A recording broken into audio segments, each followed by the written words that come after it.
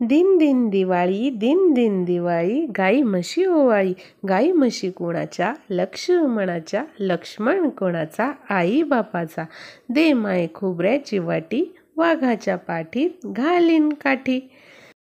आपणा सर्वांना वसुबारस आणि दीपावलीच्या खूप खूप शुभेच्छा. आपल्या सगळ्यांच्या सगळ्या चांगल्या इच्छा पूर्ण होत हीच ईश्वरचरणी प्रार्थना.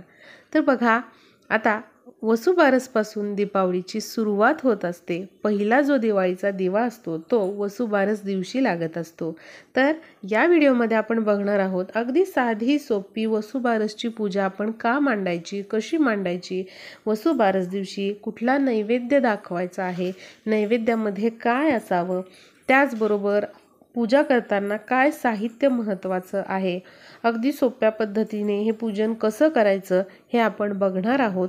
त्याचबरोबर कुठला मंत्र म्हणायचा, अगदी साधा सोपा मंत्र आहे, तो तुम्ही अवश्य वसुबारस दिवशी त्याचं जप करायचा आहे. तर आपण लगेचच बघूया की हे पूजन अगदी साध्या सोप्या पद्धतीने कधी करायचं आणि कुठल्या मुहूर्तामध्ये करायचं हे देखील आपण बघणार आहोत. त्याचबरोबर दिवाळीचा जो पहिला दिवा लावायचा आहे आपल्याला वसुबारस दिवशी, तो कुठल्या मुहूर्तामध्ये लावायचा आहे आणि पहिला दिवा कुठे लावायचा आहे हे देखील आपण बघणार आहोत. तर अवश्य तुम्ही व्हिडिओ शेवटपर्यंत बघा आणि व्हिडिओला लाईक करायला विसरू नका. प्रत्येकजण ज्या दिवाळी सणाची वाट बघत असतो तो दिवाळी सण हा वसुबारसपासून सुरू होत असतो. वसुबारस दिवशी पहिला दिवा आपण लावत असतो आणि बघा, आपल्या घरामध्ये आपण हे गाय वासराचं पूजन हे करायचं आहे. आता गाय वासराचं पूजन करण्यासाठी आपल्याला गाय आणि वासराची मूर्ती लागणार आहे. जर तुमच्याकडे गाय वासराची मूर्ती नसेल तर वसुबारस हा अत्यंत शुभ दिवस आहे. या दिवशी तुम्ही पितळेची, चांदीची किंवा मातीची गाय वासराची मूर्ती घेऊन येऊ शकता आणि तिचं पूजन हे करायचं आहे. आता पूजा मांडणी करण्यासाठी गाय वासराची मूर्ती तर हवीच, त्याचबरोबर आपल्याला गणपती बाप्पांची मूर्ती लागणार आहे. गणपती बाप्पांची मूर्ती नसेल तर सुपारी तुम्ही गणपती बाप्पा म्हणून पूजू शकता. त्याचबरोबर याच दिवशी आपल्याला बाळकृष्णाचं देखील पूजन करायचं आहे. तर पूजन करण्याच्या आधी आपल्याला दिवा लावून घ्यायचा आहे. कुठलंही पूजन करताना आधी आपल्याला अग्नी प्रज्वलित करायचा आहे, दीपपूजन करायचं आहे, नंतरच पूजनाला सुरुवात करायची आहे. आता हे पूजन कुठे मांडायचं, तर तुम्ही देवघरासमोर हे पूजन मांडू शकता. तिथे एखादा पाट चौरंग ठेवायचा, त्यावरती लाल किंवा पिवळं वस्त्र अंथरायचं आणि अशा प्रकारे आपल्याला ही जी पणती आहे किंवा जो दिवा आहे तो प्रज्वलित करायचा आहे. दिव्याला हळद, कुंकू, अक्षता वाहून घ्यायच्या, फूल वाहून घ्यायचं. आता ज्या चौरंगावरती आपण वस्त्र अंथरून घेतलंय त्यावरती आपल्याला थोडेसे तांदूळ ठेवायचे, त्यावरती हळद कुंकू वाहून घ्यायचे आणि तुमच्याकडे गाय वासराची जी मूर्ती आहे ती स्वच्छ करून घ्यायची आहे, पाण्याने धुवून घ्यायची आहे, नंतर कोरडी करून घ्यायची आहे आणि अशा प्रकारे आपल्याला ही गाय वासराची मूर्ती जी आहे ती तांदूळ जिथे आपण ठेवलेले आहेत त्यावरती ठेवायचे आहे. थोडेसे तांदूळ आपल्याला ठेवायचे आहेत, त्यावरती हळद कुंकू वाहून अशा प्रकारे मूर्ती आपल्याला तिथे ठेवायची आहे. आता बघा, आपण गणपती बाप्पांचं पूजन करून घेऊया. गणपती बाप्पांचं पूजन करताना आधी आपण त्यांना अभिषेक करून घेणार आहोत. ओम गंगणपतये नमः, ओम गंगणपतये नमः असा आपल्याला दुधाने आणि पाण्याने 21 वेळा अभिषेक करून घ्यायचा आहे. कुठल्याही पूजनामध्ये आधी गणपती बाप्पांचं पूजन केलं जातं. मूर्ती नसेल गणपतीची तर सुपारी तुम्ही वापरू शकता. आता गणपती बाप्पांना अभिषेक करून झाल्यानंतर आपल्याला बाळकृष्णाच्या मूर्तीला देखील दुधाने आणि पाण्याने अभिषेक करून घ्यायचा आहे. बाळकृष्णाच्या मूर्तीला अभिषेक करताना ओम नमो भगवते वासुदेवाय नमः या मंत्राचा जप करायचा आहे आणि अशा प्रकारे आपल्याला बाळकृष्णाचं पण इथे पूजन करून घ्यायचं आहे, आधी अभिषेक करून घ्यायचा आहे. आता बघा, तुमच्याकडे जर पितळी अशी गाय वासराची मूर्ती असेल किंवा मग चांदीची मूर्ती असेल तर त्या मूर्तीला पण आपल्याला अशा प्रकारे अभिषेक करून घ्यायचा आहे आणि गाय वासराच्या मूर्तीला अभिषेक करत असताना पण आपल्याला ओम नमो भगवते वासुदेवाय नमः या मंत्राचा जप करायचा आहे. अशा प्रकारे आपल्याला गणपती बाप्पा, त्याचबरोबर बाळकृष्ण आणि गाय वासराच्या मूर्तीला अभिषेक करून घ्यायचा आहे। आता पानाची जोडी जी आहे ते 3 ठिकाणी ठेवायची आहे, म्हणजे असे जे विडे आहेत ते 3 ठेवायचे आहेत। प्रत्येकावरती थोडेसे अक्षता वाहून घ्यायचे आहेत आणि हळद कुंकू यावरती वाहून घ्यायचेत, कारण फक्त पांढरे तांदूळ पूजनामध्ये वापरू नये, त्यावरती हळद कुंकू आपल्याला वाहून घ्यायचेत, म्हणजे त्याच्या अक्षता करून घ्यायच्या तयार। आता यावर अभिषेक करून घेतलेल्या गणपती बाप्पाची मूर्ती, त्याचबरोबर बाळकृष्णाची मूर्ती आणि गाय वासराची मूर्ती आपल्याला या जोडपानावरती ठेवायची आहे। गणपती बाप्पांना कुंकू आणि अष्टगंध लावून घ्यायचं। गाय वासराची मूर्ती जी आहे तर गाय वासराला हळद कुंकू लावून घ्यायचं आहे आणि बाळकृष्णाची जी मूर्ती आहे तर त्या मूर्तीला आपल्याला अष्टगंध लावून घ्यायचा आहे। तुम्हाला जेवढं सजवता येईल तेवढं तुम्ही इथे सजवू शकता। जर तुमच्याकडे असे वस्त्र असतील बाळकृष्णाचे तर तुम्ही बाळकृष्णाला अशा प्रकारे छानसं वस्त्र पण हे घालू शकता। या दिवशी तुम्ही हे आणू शकता विकत। बघा, जेवढे आपण हौस करू किंवा जेवढं आपण याच्यामध्ये सजावट करू तितकं थोडंच असतं। आपल्याला जेवढं जमेल तेवढं तुम्ही करू शकता। तुमच्याकडे असे वस्त्र असतील तर अवश्य तुम्ही ते घाला, नसतील तर काही हरकत नाही। आता बघा, या पूजनामध्ये आपल्याला गणपती बाप्पांना लाल फूल व्हायचं आहे, त्याचबरोबर पिवळी फुलं जी आहे ती बाळकृष्णाला गाय वासराच्या मूर्तीला आपल्याला व्हायची आहे। या पूजनामध्ये वसुबारसच्या पिवळ्या फुलांना अतिशय महत्त्व आहे आणि हे पूजन करताना आपल्याला ओम नमो भगवते वासुदेवाय नमः या मंत्राचा जप हा चालूच ठेवायचा आहे। बघा, किती सोपं आणि साधं पूजन आहे।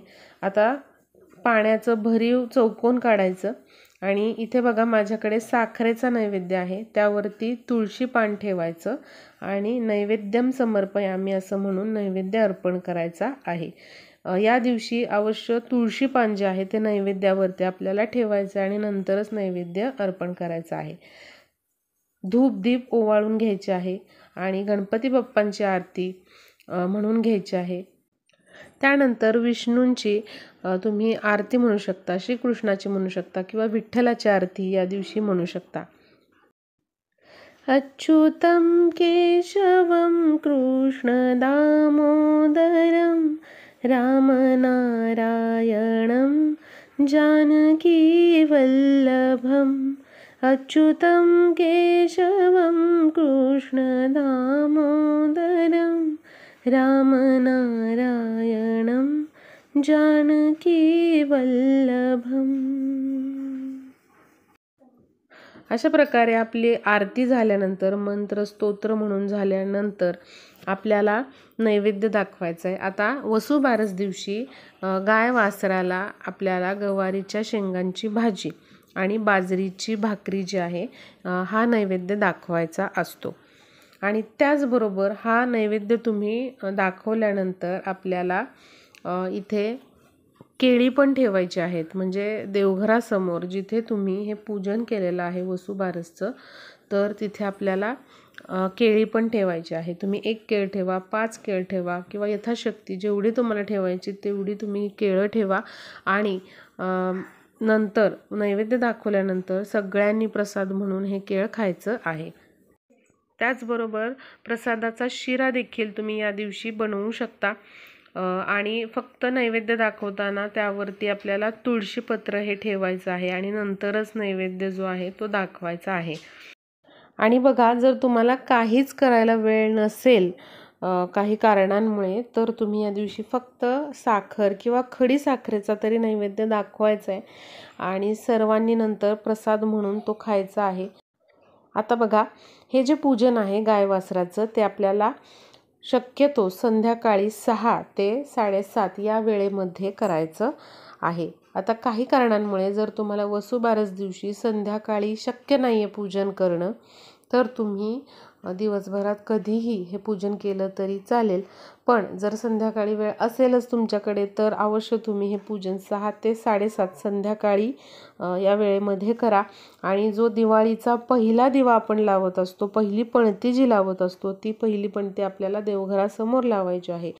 जर तुम्ही हे पूजन जे आहे ते आपल्या देवघरासमोरच केलं तर पणती जी आहे, दिवाळीचा पहिला जो दिवा आहे तो आपण या पूजनासमोर आणि देवघरासमोर एकच पणती लावू शकता। आता बघा, अजून जी दुसरी पणती आहे ती आपल्याला तुळशीसमोर लावायची आहे। या दिवशी संध्याकाळी 6 ते 7:30 या वेळेमध्येच आपल्याला दिवाळीचा पहिला दिवा जो आहे तो देवघरासमोर म्हणजेच या पूजनासमोर लावायचा आहे। म्हणजे जी मातीची पणती असते ती लावायची आहे। त्याचबरोबर एक दिवा जो आहे तो तुळशीसमोर लावायचा आहे। म्हणजे जी पणती आहे दिवाळीची मातीची पणती ती तुळशीसमोर लावायची आहे। आणि जे 2 दिवे आहेत अजून ते आपल्याला आपल्या उंबरठ्याच्या बाहेर लावायचे आहेत दोन्ही बाजूला।